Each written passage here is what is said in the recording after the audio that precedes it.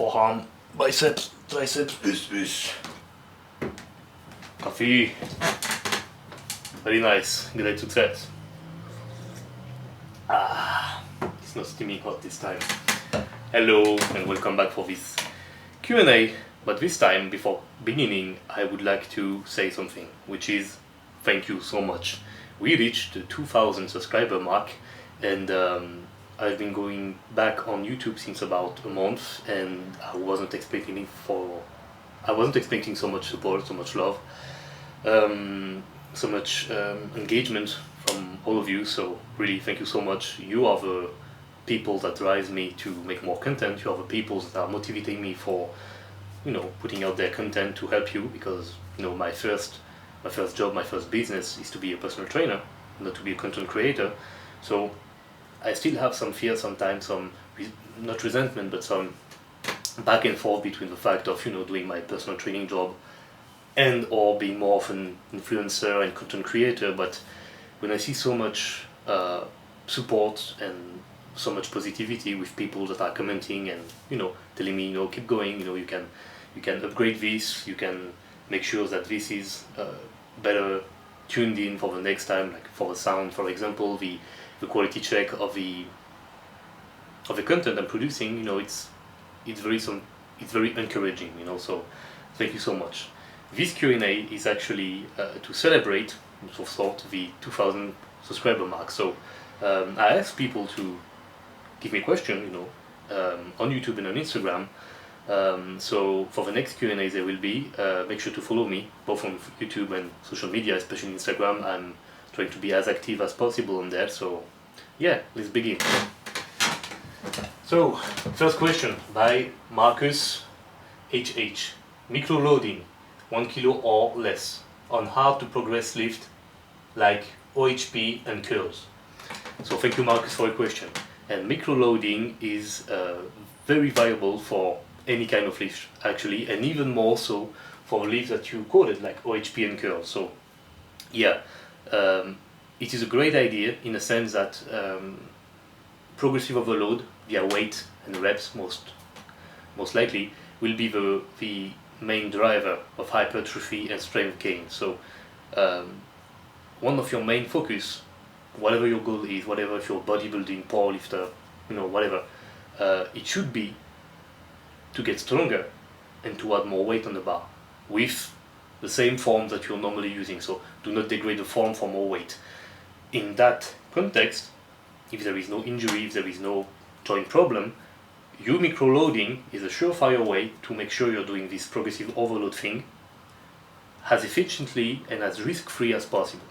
Because of course for curls and OHP, bumping up the weight by 2.5 kilogram or 5 pounds each time, it can be very hard to keep progressing, you know, without plateauing often, or without downloading at some point. So yeah, great idea.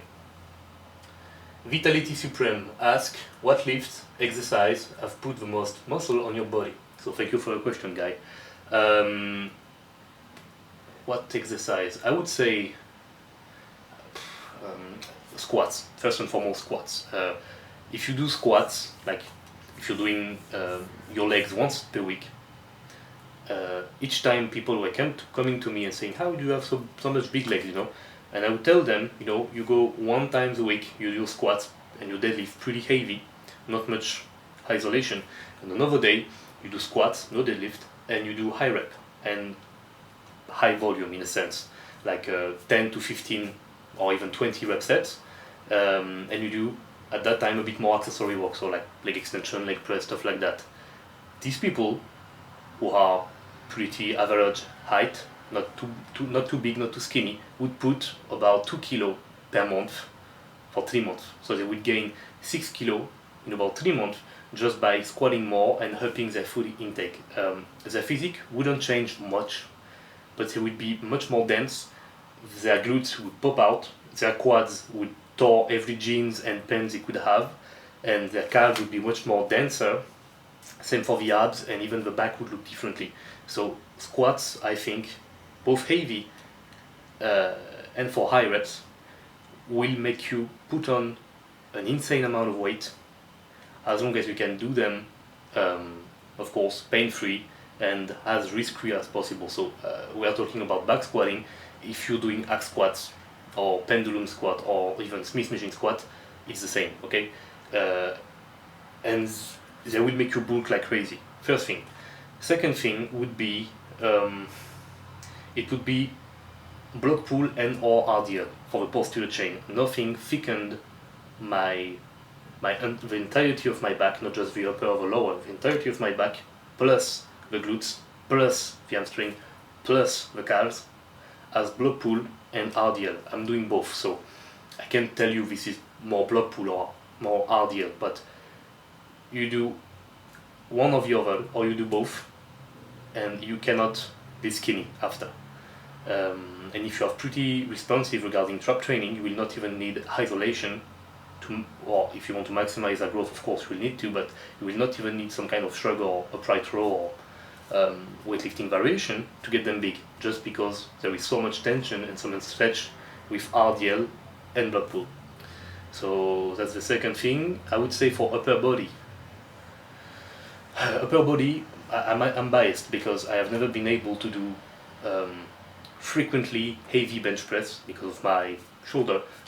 Both the shoulder, but this shoulder is not never lacked flat bench. I can do 110, 120 kilos, normal grip, medium grip, close grip, but then something hurt. So the max bench I have was 3 plate with a little slingshot and a reverse grip. And without slingshot, without anything, it was 130 kilo, reverse grip again, and pretty close grip, like somewhere like this. So maybe for some it will thicken the upper body, but for me it was always a question of keeping my shoulder healthy. So I would go with dips, and I even think dips are better hypertrophy option for chest training and tricep training and shoulder prevention than bench press variation. So dips and any kind of overhead press really, but I really love my high incline press and my BTN press. So these movements really packed a lot of size on my frame, and for my back, you know, I did a lot of weighted chin, I did a lot of machine row, free weight rows. I don't know, it's a mix, but if you're wrapping the stack on pull down machine, you can go wrong with clean form, of course. You can go wrong with that. So yeah, close grip presses, flat bench, close grip presses, dips, and yeah, chin ups, pull down, heavy. Yeah, that's about it. That's about it. Alright, next question. Thibaut Clément asks an example of my diet. Yet again, I will make a video of it. I get this question every week. Fucking hell. Okay, I'll make a video of my diet. Same Thibaut asks ideas of hypercaloric food, so caloric dense food, to get into your diet for someone that has trouble to eat and digest. Well, you look young, so you can go with any junk food actually. You can go with soda, you can go with I don't know, pizza and stuff like that. But health-wise, whole eggs, cooking everything in butter and olive oil, dark chocolate, honey, dried fruits, even putting sugar, you know, here and there. If you drink coffee and tea, you know, you put a little sugar in there. And as to you having trouble to digest, I'm pretty sure you're eating too much veggies and too much oats, which have insoluble fibers, which are very hard onto the digestive tract. So, you know, fibers are good for you, but overdoing it is not good for you. And fruit juice too can help. Okay, next question. Official for skin. You really made me say that. Fucking hell. This guy asked, are cluster set like 10 by 5, 8 by 3 with short rest as effective as straight set for growth? it depends if you can progress, it depends if you can recover from it, it depends what lift you are using it from, it depends the rest of the program. I can give you like a dead right answer, like yes or no. You do it, if you progress, keep going with it. If you do not, something is wrong, and straight set might be just more simple, even though it might be more fancy to do cluster sets. But if you do cluster sets, you will most likely only be able to do it on compounds, and I hope you're not doing it on anything but compounds. And if you're doing, like, for example, 10 by 5 on squats, you're not supposed to have any kind of exercise after for the quads. Same thing for chest. If you do like 8 by 3 on the bench or dips variation, there is nothing after for your chest, or maybe very light isolation, but it's not required and it's not encouraged. You're supposed to do it maybe on another day.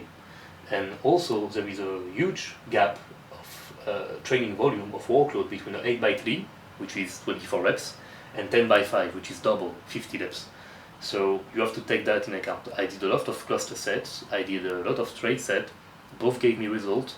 At the end of the day, it's not about what you're doing with your cluster set and shit, it's about can you progress pretty fast, as risk-free as possible, as pain-free as possible, for as long as possible, without undermining your recovery, whatever, if it's the joints, if it's the nerve, if it's muscle, if it's even the hormonal system, and whatnot.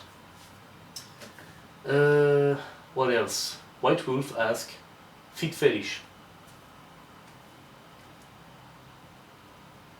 No. But you can have one. I'm not judging. Okay, next question. Nathaniel Green asks, no questions, keep doing what you're doing, boss. Thank you so much, man. Iron Quest asks, what's your thought about gay for pay? I don't know, you tell me. How is it going for you? Anto D is asking, should I keep my carbs on day off or decrease them? I don't know. I can't know. What's your goal? What's your diet? Are you trying to bulk? Are you trying to cut? Are you responding well to carbs? Do you have any kind of digestive issues with carbs? Why do you want to decrease them on day off? Is it to avoid fat gains? Why would you decrease them if not for any kind of other reason? Why would you remove them entirely on days off when we know that going into keto mode is absolutely not needed and even detrimental health-wise and long-term progress-wise? I need more information. Yeah. And for people that are looking at this Q&A right now, if you're thinking about asking me a question, this type of question I can't answer. I would of course say that I do not see any need to remove them entirely on a day off. It's healthy to have carbs, you need them, your brain needs them, your heart needs them. If you remove them, this means you have no starch, you have no fruits, you have no veggies. I mean, there is so much macronutrients that are helpful for you in those kind of classes of food, so removing them, I did it, it never was a good idea. So, you know, you do what you guys do. Next question. Lopinov asks, what do you think about weighted ring dips, safety-wise? Ever tried them? Thank you for the question, man. So, first thing, did I ever try weighted ring dips? Yes, I did, during lockdown. This was one of the only training options I had, so I was doing a shit ton of dips on the rings with 5 and up to about 20 kilo of weight added. And before that, there was some kind of bonus day I had when I was doing full body training. It was back in 2017, maybe 2018. I was doing weighted ring dips at the time, and my max was, I think, the max I went was 25 kilo. And it's fun, you know, it's pretty rewarding, you know, you're pretty proud of yourself when you can do them, but safety wise it's really not a good deal.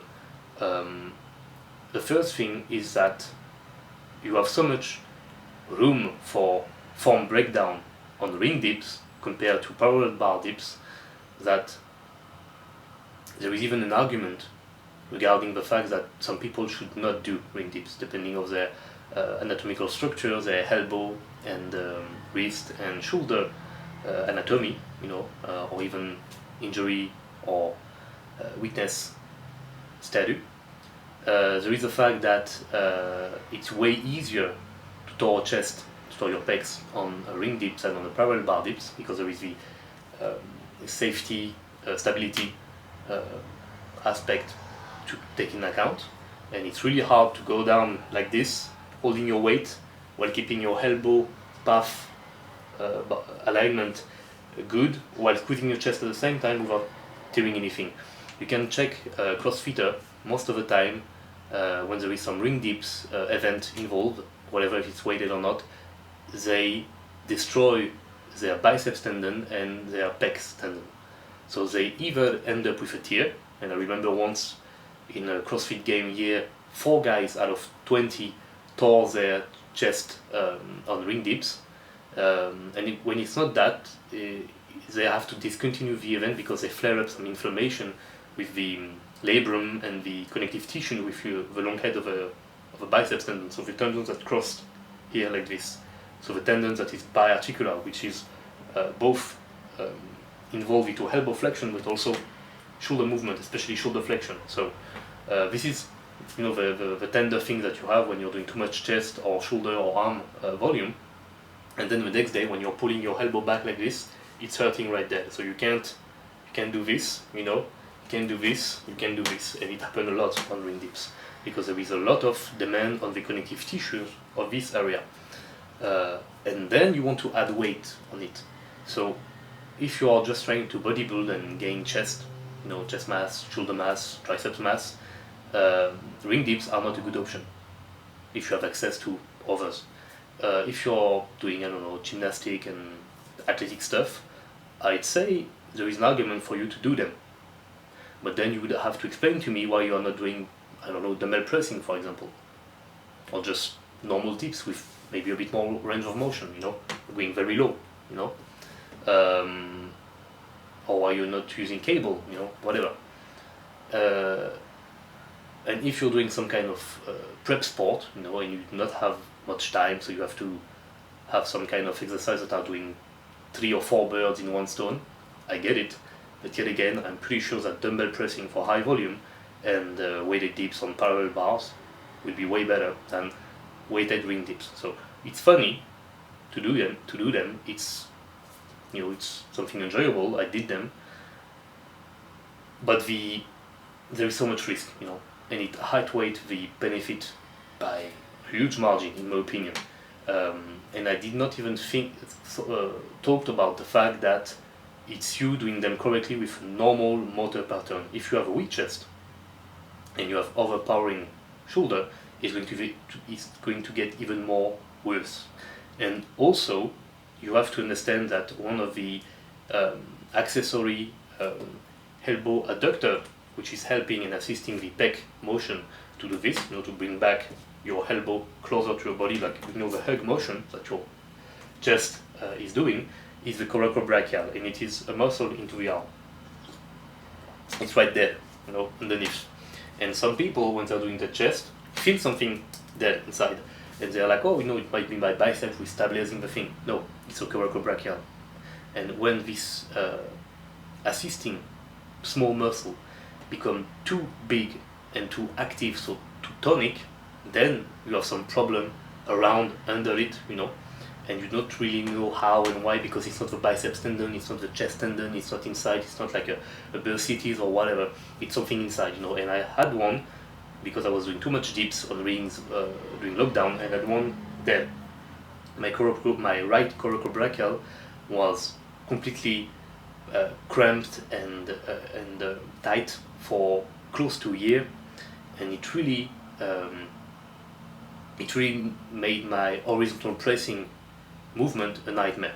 I couldn't do weighted dips even on parallel bar without some feeling that something was wrong. I couldn't go above 2 plates on bench press, I remember I needed to be very careful with my curls too, especially incline and drag curl, with your elbow back behind you. I needed to really warm up good my shoulder when I wanted to do BTN press, or even a very heavy vertical pressing. It was my time in Vancouver, so I will link the video if you want. You can check them above. So yeah, all in all, I do not think ring dips are essential on your training. Now, if it's your only option to train, well, go for it, but be careful. And no high volume on them. Okay, next question. What is it? It's there. Okay, so Kodokuna Tamashi asks, congrats. My question is, there are any book you highly recommend? The topics could be on fitness or anything else. So first thing first, thank you so much. Books I recommend. I recommend to read White Fang. I recommend to read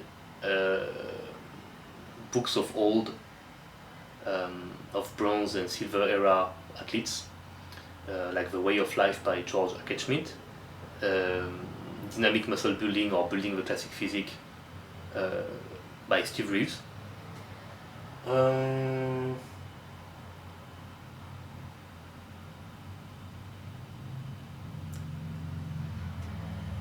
Training wise, like biomechanic, science-based stuff, I recommend, they're all there under my computer. The books of Delavier and Gendil, they are very, they're the best basically, for you to expand on the body knowledge, training wise. And philosophy wise, I would suggest you read Socrates' Apology, Epicure work, Epictet work. Marcus Aurelius is good too. And yeah, I think that's it. Lee Pretorius asks, congratulations on achieving 2,000 subs. Thank you. My question for you is this: where did Steve Reeves get his ideal ratio from? In his books, he gives very precise ratios for bones to muscle size. Do you know where he got this number from? We know he did not get them for himself because he didn't achieve all of them. So that is a very specific question, and I think I will have a dedicated video for this, because Steve Reeves was, there's so much you can say on Steve Reeves. I think a 2-hour, 2 commentary long video on him would not be enough to cover everything, both like not just his life, but even what he did for bodybuilding and inside bodybuilding. But to give you some kind of answer, I think Steve Reeves had a very clear picture in his mind of what the ideal body would look like, and of course he would apply this on him. We know that Steve Reeves was emulating a lot of athletes before his time, like he was very adamant of picking the best body part of each lifters, and then see what they were doing for it and applying it on himself. And he already had a very good bone structure for bodybuilding. His body was so good that now all the superheroes that you're seeing in the comics or in animes are based on the structure and the physique that Steve Reeves presented on screen for his Sword and Sandal movies. That's how good he was looking, even without speaking of his handsome face, because he was handsome. Now, the ratios and the thing that he's applying was for himself, and I think that in his mind, applying this ratio for him would have been a good idea. Now, it's for him and his bone structure. I do not think someone would need, for example, this one I remember, your arm should be 252% of your wrist size, and your arm, your neck and your calves should be the same measurement. This alone is weird, because there are some guys that will have a very thick neck very easily, and there are some guys that will have huge arms very easily, and there are some guys that will have huge calves very easily, and it's very rare to have all three big easily. Now, of course, when you're building when you're building a physique, when you're doing bodybuilding, you're not trying to be the biggest as possible. You're trying to balance things out. So one of the silver era threats of many lifters was to have the same measurement for the neck, the arms, and the calves. And it came by Steve Reeves, and I think it was Alan Stefan before him that did that. Now, and also maybe Clarence Ross, I'm not sure.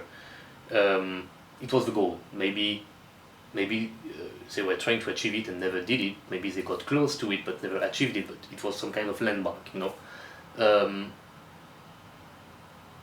Your wrist size is not the same size as your ankle. Obviously your ankle is going to be bigger.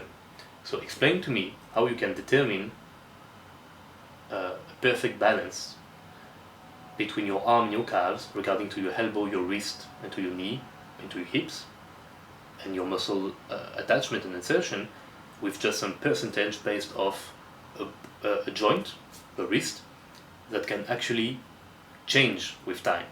You can thicken your wrist. Your wrist is a combination of bones, ligaments, tendons, and some very small muscle. You can thicken your bones. You can thicken your tendons and ligaments. You can get your muscle bigger. So your wrist is not a hard set in stone measurement. Of course, it's not like you're going to gain 10 centimeters on your wrist. You can gain 10 centimeters on your arms. On your wrist, I don't think so. Still, when I began training, my wrist, when I would be grabbing them, I could do this with my hand, with my finger, I mean. Okay, and there were 15 centimeters of diameter. Now, they are pretty much 20. So I gained 5 centimeters in about, I think it was 8 years of training. That's when they reached it, or 2 inches. Now, if you take 15 centimeters and multiply it by 2.5, basically, you have a certain number. But if you take 20 centimeters and you do that 2.5 again, it is another measurement. For my ankle, when I started, they were 19 centimeters, now they are 23. Same thing. And for the knee, the same. When I began, I had very tiny knees. Now they are denser and slightly bigger. I did not took the measurement, but I know they are bigger. I just look at them, you know. So it's the same thing. So all in all of that to say that I think in his mind it was making sense for him, for his body, and for most lifters he could meet. For many people now, this is so, it is much more mainstream in a sense. I don't think someone with X amount of wrist size, with short biceps insertion and very short tricep insertion, which is of course worse for muscle growth purposes than long biceps and long triceps insertion, should be aiming for this. I think you should be aiming for an ideal, and this ideal might not be mainstream, might not be the one that Steve Reeves was envisioning in his mind, or even what silver era athletes were preaching. Of course they have gorgeous body, but there are many of you that are considering me to be a very good silver era athlete, or a good inspiration for these silver era athletes, but I like to train my glutes, I like to have a very thick neck, I do not like to train my chest, I prefer to train my traps rather than my lats, I like to have both big hamstring and quads. So, you know, am I really a silver era athlete, or am I just a natural bodybuilder who is just trying to get as big as possible, as healthy as possible with what he has in mind, you know, which is not really silver era, because at the same time, silver era athletes were not training their forearms, or not much, and right now I'm training them a lot because I would like to see how big they can get, you know. It has always been very easy for me to develop my grip strength and my forearm size, and I would like to push it to see what it's going to do, you know. So I'm doing what I want, and I think you should do too. And Steve Reeves is a good inspiration, but you really be etiquette and short-sighted in your vision, you know, like close-minded vision about what he said and what he was trying to achieve and what exercise choice he was doing. It was for him. at a time where we did not have the same technology, the same kind of machine, and the same kind of biomechanic knowledge. Okay, so all in all, this very long answer, and this is a rant, of course, I'm really sorry about it, but all in all of this to say, I don't know, and I think it was just him aiming for something for himself, and that's it. And I think we're good. Oh, last one. Pepe Hater, I don't know. Nice work. My question, with your experience, is there muscle or muscle groups that benefit more hypertrophy-wise from intensity rather than volume? Yes. Yes, actually. I've always found that chest, lats, and quads, some way, somehow, hamstring too, maybe, and anterior delt, that ties in, of course, with chest training. These are some of the muscles that respond well for you to have sky-high intensity, but maybe not that much volume. And before you say, well, you know, Tom Platz with his high rep squatting, yeah, high rep squatting, and he was training them twice per month, and he was doing, of course, a shit ton of volume at first. But when you look at Tom Platz at his prime body shape, he was training his leg maybe once a month, and with this once a month workout that would last about 3 hours with a shit ton of long rest period, he would just go ham on intensity, not necessarily on weight, but he would do 20, 30, 50, even 60 rep set on squat with anything from 1 plate and up to 5 plate, I believe, something like this. And his max, one of the strength feats he did was 23 reps with a bit more than 5 plates, I believe, on squat. This is intensity. It's not about the amount of reps, it's just that he went to failure and even beyond failure with some rest pause technique by breathing at the top and then going 1 rep, you know, at a time. So, just to put this on the side. I think, yeah, quads, because you can go really hard on squats in infrequent ways and methods and get a lot of gains from it. So of course, squats are going to build your quads, your glutes, your low back. We could say that they are also good responder to this type of training, but I would say it's more of a exercise selection things rather than, you know, intensity. Because squats is it's a stretcher, you know, you have a lot of resistance down below when it's stretched, not when above when it's flexed muscle wise. So that's the first thing. Chest wise, I think it's also the same regarding the exercise selection, but if you're doing heavy ass bench press, barbell, dumbbells, Smith machine, whatever, and or dips, you can really go high intensity, low volume, and still have a lot of gains, and your only problem and worry should be your shoulder health and not tear a pec, and that's it. For the lats, if you have access to very good machines, even the pull down station actually, if you go really hard on the intensity, if you have a pullover machine for example, you can really go to failure and you never past failure. I have seen guys who have great packs, and I'm not even talking about Dorian Yates and, you know, guys that were in the Mr. O or Arnold Classic and whatnot, just, you know, gym rat. I have seen guys with free kick backs and all they did was a few sets of deadlift and a few sets of pullover or pull downs, and that's it. Despite the fact that latissimus dorsi are some of the biggest muscle group we have in the body. So I would say that for them. And on the contrary, I believe that small muscle group that you can fatigue very easily without much nerve or systemic fatigue, that can then recover pretty well to, you know, baseline level of strength like biceps, calves, rear delt, I don't know, lateral delt, depends of your shoulder exercise selection. Triceps, it depends how hard you're going on your presses, but this kind of small muscle group, you could train them a bit more high volume style to avoid first injuries. Second, because if you really want to maximize their hypertrophy, you have to go on isolation work. You cannot just have compounds and be done with it, or you will have a lot of imbalances. External rotators of the shoulder too, actually. These muscles can soak in volume as long as you're not trashing your joint while doing, your curls, your extension, your lateral raises and stuff like that. And I would also say traps, like the upper back, so traps, rhomboids, teres major.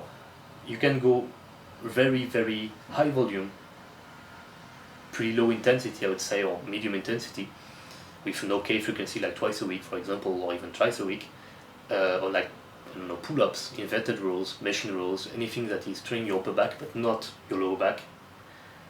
And it's like the area just soaking the volume and just keep getting bigger and bigger and bigger. And I'm pretty sure, just like natural hypertrophy is saying that, and before him, how is he called? I don't remember. Even Alpha Destiny said it. It's kind of the area that right now, because we have the machine, the material, we can start to maybe see what kind of growth potential we can have in that region, because there is so much growth untaped by most lifters, because they are either limited by their low back, or by their exercise option, or by their grip, or by their training choice, basically. But someone that is very adamant of building their upper back, I would think that, of course, there are a few exercises you should go high intensity and low volume, but most of your training can actually be just high volume with medium weight and just, focusing on good form, good tempo, squeezing with a really hard flex, just like Dorian had said, and a good stretch, but not overstretch, and heating as much as you can, and it just keep growing, And I experienced it between 2018 and 2020. And I kept more or less the same weight, but my upper back would just keep growing, and it's like it feels like it's still not there. I can still grow more, and I'm just limited by the fact that I have machines and I can put more weight on them, or by the fact that I'm focusing more on a few more areas here and there, so I can't really go hard on this area. Calves wise, I'd say it depends, but it is more wise to go high volume than high intensity, just for your knees and your Achilles tendons. You can go high intensity, but the risk of injury also increase, and the shorter your calves are, the more your tendon is naked, so the easier it is for you to get some kind of tendinitis, peritendinitis, or insertion, or origin tendinitis, and then it can snap, or it can have some calcification going on, and you are supposed to have tendons that are going to last you your whole life. So you want to go with one set to failure, seated calf machine with forced reps, pose rep, cluster rest pose, whatever, or standing machine, or the donkey calf raises. Be my guest. I would rather do 5 by 10 with a good stretch at the bottom, with a pose, with just maybe a plate in the hand, rather than going with 3 guys on my back to complete failure. That's just me. Okay? And that is it. Thank you so much for all your questions. Thank you so much for the support. As I said again, thank you so much for everything. I hope I'm of some help. If you are interested in getting a personal trainer to train you in online coaching, I am available. I have a few spots available, so you can check that in the description. You can also check what my sponsor have to offer, supplement wise, training gears wise. If you liked, put a like, comment, subscribe, share it to your friends if you think this can help, and I'll see you soon. Thank you so much. Bye.